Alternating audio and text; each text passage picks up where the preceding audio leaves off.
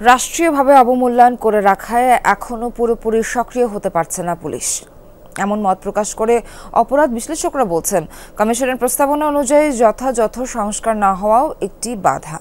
পুলিশের ব্যর্থতার পাশাপাশি বেকারত্ব আর রাজনীতির প্রভাবকে আইন শৃঙ্খলার অবনতির কারণ হিসেবে দেখছেন আরেক অপরাধ বিশ্লেষক ডক্টর তৌহিদুল হক। তবে পুলিশ বলছে অপরাধ নিয়ন্ত্রণে গতি বাড়ানোর চেষ্টা করছেন তারা। শাকিল হাসানের রিপোর্ট।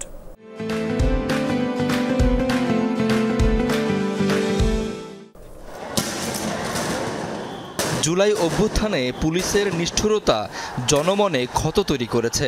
হতাহতদের স্বজন ছাড়াও অনেক মানুষ এখনও ক্ষুব্ধ পুলিশের উপর। তারই বহিঃপ্রকাশ ঘটেছে ৫ আগস্ট পরবর্তী সময়ে। এই দুর্বলতার সুযোগ নিয়ে পুলিশের উপর সুযোগ সন্ধানীদের হামলার ঘটনাও ঘটেছে। কর্মক্ষেত্রে অনুপস্থিত অনেকে, গ্রেপ্তার অনেকের বিচার চলছে, আবারও অপরাধে জড়িয়ে পড়েছেন কেউ কেউ।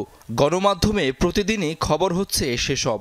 নৈতিকতা ভেঙে গেছে অনেক সদস্যের, যার প্রভাব পড়ছে মাঠ পর্যায়ে কাজ করা পুলিশের ওপর। চুরি, ছিনতাই, চাঁদাবাজি সহ ডাকাতির এই অপরাধগুলো করার জন্য আমার পেশাদার অপরাধী তো আছেই, এর সাথে আবার এই যারা বেকার হয়েছেন তাদের একটা বড় অংশ আবার এই ধরনের অপরাধগুলোর সাথে জড়িত হয়ে পড়বে। তার মানে আমার এই বাস্তবতার কারণেই আমার অপরাধীর সংখ্যাটা বাড়ছে। গত ৭ মাসের অপরাধের ভয়াবহতায় শঙ্কা বেড়েছে সাধারণের মাঝে। বিশেষ করে শহর এলাকায় সন্ধ্যার পরপরই নিজেদের নিরাপদ মনে করছেন না নাগরিকরা। মুষ্টিময় কিছু লোকের কাছে মনে হয় যেন আমরা বন্দী হয়ে আছি। এই বন্দী অবস্থা থেকে আমরা মুক্তি চাচ্ছি। পুলিশকে সেই অনুসারে আগায় আসতে হবে। মানুষের বন্ধু হিসাবে যদি হয় তাহলে মানুষও সাহস পাবে পুলিশের কাছে যাইতে, পুলিশের কাছে আবেদন জানাইতে যে কি ফেস করতেছে। এতদিনেও পুলিশকে কেন তৎপর করা গেল না? কেন জোড়া লাগছে না জনগণের সঙ্গে আস্থায় ফাটল ধরা সম্পর্কে?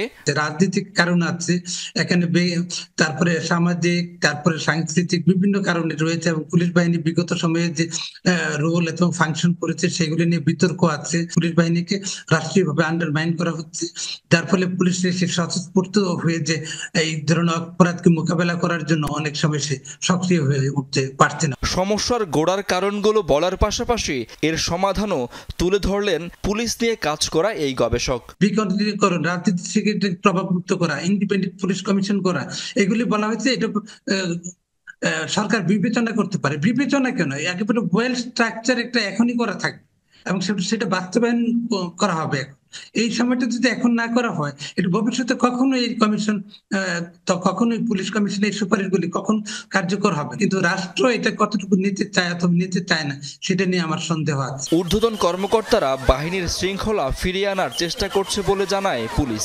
অপরাধ নিয়ন্ত্রণেও গতি বাড়ানোর চেষ্টা করছে তারা। দু একটা বিচ্ছিন্ন ঘটনা ছাড়াই রাজধানীর আইন শৃঙ্খলা পরিস্থিতি মোটামুটি স্থিতিশীল রয়েছে। এটা নিয়ে অবশ্য আমরা কোনোভাবে আত্মতুষ্টির মধ্যে নেই, আমরা সর্বাত্মক চেষ্টা করছি। আইন শৃঙ্খলা বাহিনীর হিসেবে চলতি বছরের প্রথম 2 মাসেও অপরাধের ঊর্ধ্বগতি স্পষ্ট। শাকিল হাসান, যমুনা নিউজ, ঢাকা।